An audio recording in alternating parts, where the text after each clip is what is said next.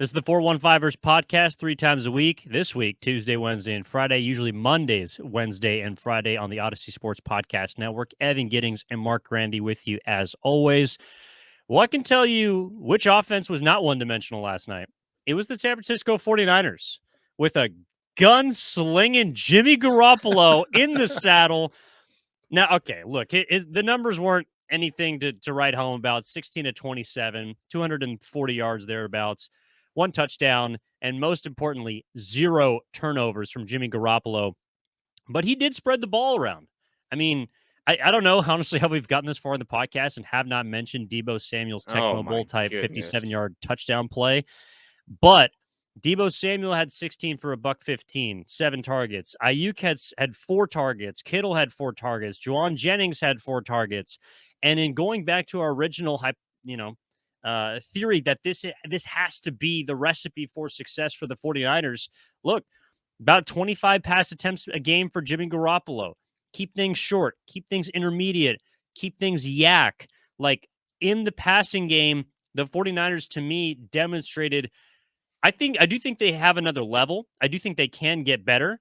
But if they play that brand of football with the way that their defense is playing, it is the ultimate complementary team. And again, it's the reason why I think a lot of people were so high on this group, even when Trey Lance was the quarterback at the beginning of the season, because you need to do as an offense just enough. And that will get you to a win with how good your defense is. Now that Jimmy's back in the saddle, he needs to do just enough. Last night, he did just enough, and they won by 15 points, finally getting some help on defense with points. So technically, all right, 17 for the offense. But even if you're around 20 per game, to me, this is a defense that is not going to allow 20-plus points to most offenses, if any, throughout this season.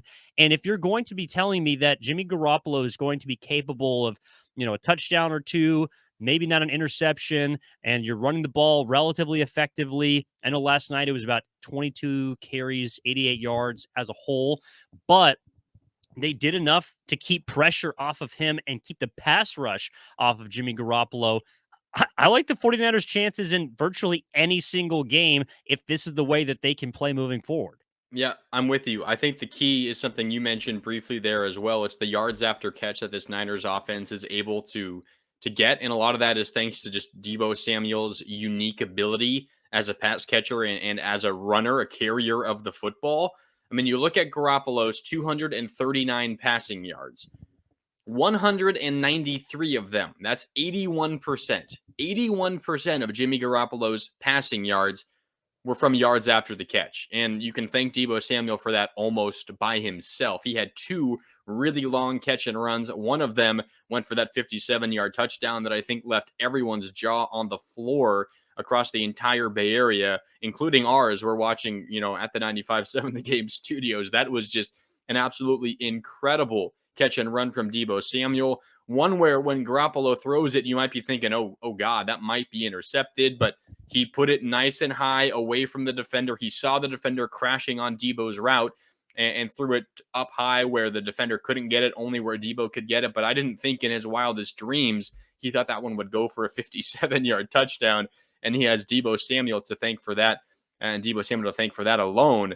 But the yards after the catch are the key for the 49ers offensively, because that is when they've been at their best. When Kyle Shanahan can scheme up those openings in the passing game, he gets balls to his playmakers in space. It didn't happen with George Kittle like I was expecting in this game, but it happened with Deebo Samuel, and you give him just an ounce of space, he's going to give you at least 15 or 20 yards as a result, and he turned one of them into 57 yards, which was just absolutely ridiculous. But Garoppolo, the key is efficiency. He's going to be up around 200 yards passing most games, but generally speaking, a high amount of those yards should be yards after catch. And if they are, it means this Niners offense is working how Kyle Shanahan is designing it to, because we've talked about it all podcast long, past episodes.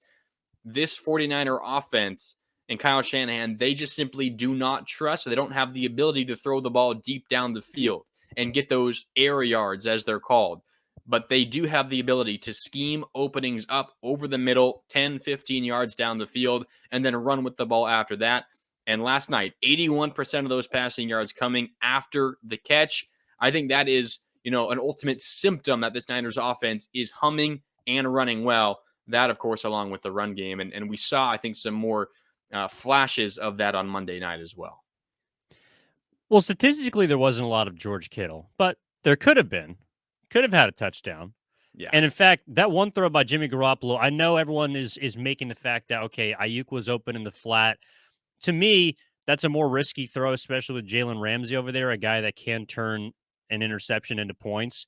And you'd want to do everything you can to not turn the ball over on the goal line. I thought that throw to George Kittle was absolutely beautiful. There was an angle, I forget who it was that put it out on Twitter, but him throwing over the top of two defenders and laying the ball in beautifully to Kittle. Perfect. That was a fantastic pass. He also missed a few. Look, I mean, there was I think a 3rd and 10 on their second drive of the game, or second drive of the second quarter on a 3rd and 10. He overthrows Juwan Jennings. The drive before, Juwan Jennings dropped the ball on 3rd down. I know that he had at the beginning of the second half, Garoppolo had Juszczyk open on a go route that he missed him. There was definitely some throws and plays that the offense could have wanted back. So to me, that's also why I believe there is another level to this offense, and maybe even to Jimmy Garoppolo. I'm not saying he's going to start throwing for 300 yards a game immediately, but I do think there is a next step for him, especially considering the leap we saw him make just from last week to this. Some of that has to be familiarity to me with the Los Angeles Rams. He has been able to play well against them before. It looked like right from the get-go, he seemed more comfortable in the pocket. He rips it to Ayuk down on that first drive. They convert their first 3rd down of the game compared to missing on their first 9 against Denver. There just seemed to be more of a rhythm to the passing game, as well as complementing it with the running game, and Jeff Wilson Jr., who got the majority of those carries last night. And look, I said it in jest, but as far as Jimmy G gunslinging and throwing the ball around the field, like, to me, I like to see that. I like to see Kyle get his quarterback into a rhythm early in the game, especially considering most teams are probably expecting you to try and pound the ball. There was some conservative play calling in the second half once you got up, and then you try and put the ball on the ground, create first downs while running clock. But to me, I thought the fact that Jimmy G was allowed to throw the ball early in the game, and the fact that he also did complete passes, really allowed the offense to kind of, then get creative with the passing game. And especially, and I know you want time to talk about this, Mark, get creative with the running game. Yes, I'm glad you brought that up because I wanted to get to it right now. I mean, I think Kyle Shanahan, we talked about it a lot last week and throughout the season. The run game seems to have gotten a little bit stale. It's pretty predictable. Deebo Samuel in the backfield. Deebo Samuel is going to get the ball. He only had 2 carries, 2 yards. So, I mean, that did not work. They didn't stick with it. They didn't try to make it work, but they made work what has worked for Kyle Shanahan in the past. It is creative runs. And I'm going to nerd out here a little bit with this 32-yard touchdown run by Jeff Wilson Jr. in the first half. Niners down 3-0. 1st and 10 from the Rams 32-yard line. And this play is what we call a wing motion to toss, but there's a wham block mixed in on the nose tackle. So for football nerds, this is just like enough to give you the chills when you watch all of this work together. So I'm salivating. So, okay, let's go through the formation. Garoppolo's under center. Jeff Wilson Jr. alone in the backfield. There's a tight end on either side of the formation. Kittle's a tight end on the right. He moves in motion from right to left. That's with the play. The play is going to go to the left side. That's the wing motion part of this play. And he becomes Jeff Wilson Jr.'s lead blocker, essentially. And then it's an inside toss to the left side to Wilson. And just as Wilson is catching the toss, the tight end on the left side, this time it's Charlie Warner, he's moving over to the right, opposite of the way the play is moving. So from left to right. And his job is to lay the wham block on the nose tackle. That's what the wham play is. When you have someone moving against the grain of the play, taking out the nose tackle in the middle of the offense. And it works because the nose tackle doesn't see him coming, because the center, Jake Brendel, initially starts blocking the nose tackle before moving on to someone else. When Brendel moves off that nose tackle, the nose tackle is thinking, all right, I'm home free. I see Jeff Wilson Jr. with the ball. I got him. I can take him out. And before he realizes it's a trap, the tight end Warner is already knocking him back, and suddenly a hole opens up. And what that really does is it splits the defense in half. Suddenly, everyone to the right of that nose tackle, where Charlie Warner has taken him out, is out of the play for at least the first 5 yards. This is guaranteed 5, 6, 7 yards as long as the left side of the offensive line don't lose their blocks. And they end up winning. The left guard, Aaron Banks, he takes on the front side linebacker, while the left tackle, Colton McKivitz, he takes on the edge rusher on the play side, that left side. And then what springs it even further is Spencer Burford, the rookie right guard, who he wins his first matchup on the right side, and then he's able to get to the second level, and he takes out 2 other Rams, including star linebacker Bobby Wagner. That's what springs this for a touchdown. Even without that, it was going for 7, 8, 9, maybe 10 yards. But Spencer Burford's effort to get to the second level, to finish off the rest of the defense, it allows Wilson to run 32 yards untouched for a touchdown. And you think of everything that went into that play: the motion by Kittle, the lead blocker, the wham block by Warner, set up by the quick show by the center, Brendel, and then Burford getting to the second level.